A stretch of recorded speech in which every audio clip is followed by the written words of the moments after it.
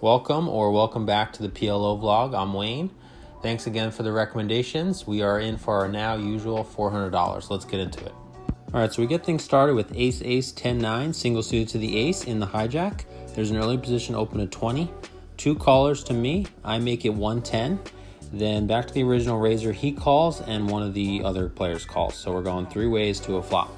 Flop comes king, queen, jack with two spades. Checks to me and only one move for me to make. I push for my remaining chips and they both fold, so pretty good start to the session here. Here I look down at ace, king, 9-6, double suited under the gun. I limp. Player to my left makes it 20. There's three callers, back to me, I call. So 5 ways to a flop. Flop comes ace, jack, 10, rainbow. When it checks to me, I check and action actually checks through. So we're going 5 ways still to a turn. Turn brings a 7, bringing in the backdoor flush draw. I check, original raiser checks, one of the late position players bets 40. There's one caller, I fold, and the original raiser folds as well. Here I look down at ace, queen, queen, 6, single suited to the ace on the button. There's an early position limp, late position raised to 25. I call, limper calls, and we're going 3 ways to a flop. Flop comes king, jack, 3, rainbow. Checks to me, I decide to check, take a free card, so still 3 ways to a turn. Turn brings a 10 of spades, bringing in the backdoor flush draw. When it checks to me, I bet 45, and both players fold, so we take it down. Here I look down at queen, queen, 8-6, double suited in the small blind. There's an early position raised to 20, 3 callers. I call, and we're going 5 ways to a flop. Flop comes 9-7-5, rainbow. I check. It actually checks to the late position player who bets 60. I go ahead and check raise to 200. Even though I do have the nuts, there's still a lot of straight draws like 8-10 jack, hands like that have a good amount of equity against me. So I make it 200, and the late position player is the only one that calls, so heads up to a turn. Turn brings a pretty awful card in the 9 of diamonds. Does obviously give me the backdoor flush draw, but obviously I didn't want to see a paired card. And I check, and he immediately puts me all in. So tough decision here, but I just kept thinking that he knows that I'm a tight player, and he knows that when I check raise on the flop, I'm most likely going to have a straight. And so he's not the loosest player, but he's definitely capable of making a play, especially when the SPR is so low, me only having under a pot size bet left. And I just kept thinking about 8-10 jack. That's the most likely hand that he'd be making a play here with. Obviously, any set now beats me. Most 2-pair combos now beat me. So I just kind of went with a live read and ended up making the call. So heads up to a river. River brings another 9, so could be a pretty good card for me here. I turn over my hand and he mucks. So not quite sure what he had, but happy I went with a live read and it ended up working out. So here I look down at ace, king, queen, 2, double suited in middle position in a straddle pot. I make it 40. Back to the straddler, he calls, so heads up to a flop. Flop comes 6-6-5 with 2 spades. He checks to me, and I check back, so still heads up to a turn. Turn brings a 10 of spades. He checks to me again, and I decide to check back. Little context in this hand, the straddler is actually the same player that ended up pushing me all in on that previous hand.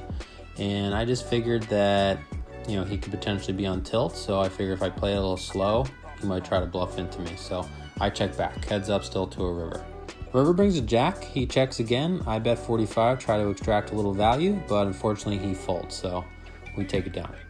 Here I look down at ace, 4-2, single suited to the ace under the gun. I limp, player to my left makes it 25, 2 callers.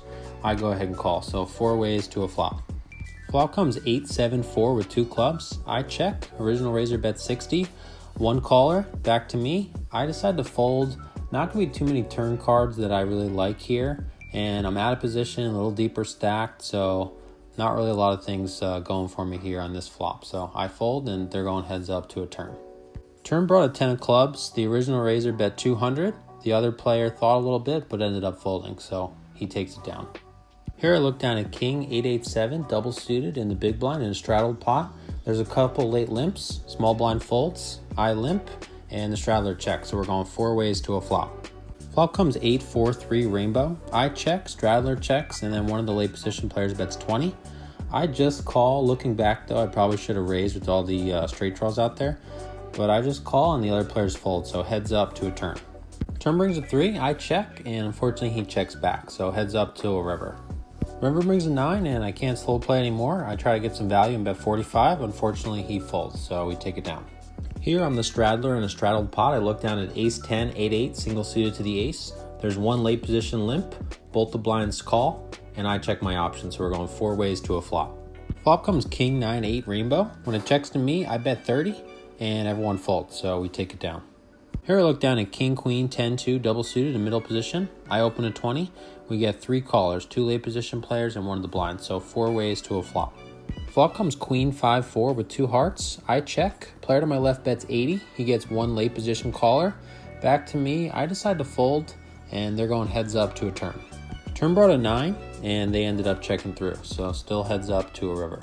River brought another 9, and player to my left bet 80 again, and then seat 5 made it 200. Player to my left ended up tank folding, and the other player ended up showing 9-7-6-5 for the full house. Here I look down at ace king king 10 single suited to the king under the gun. I open a 20 and we get 5 callers, so we're going 6 ways to a flop. Flop comes 10-9-6 rainbow. Small blind leads 75, big blind calls, I fold, and there's a late position caller, so 3 ways to a turn. Turn brought another 6, both of the blinds checked. Middle position player bet 130 and everyone folds, so he took it down. I ended up playing a little while longer, didn't really have much to play, and we got pretty close to our 4-hour mark, so I decided to rack up. What's up guys, Wayne back here with you. So just finished up. Table was pretty good, not quite as crazy as a couple of the past sessions I've played, but pretty good overall. Got into the, aces hand early. There was an early position raise. I 3-bet to 105 from late position, got 2 callers, ended up pushing on the king queen jack flop. So that's one thing from the comments that I definitely took away, is that with my good to best aces, I definitely have to be a little bit more aggressive pre-flop.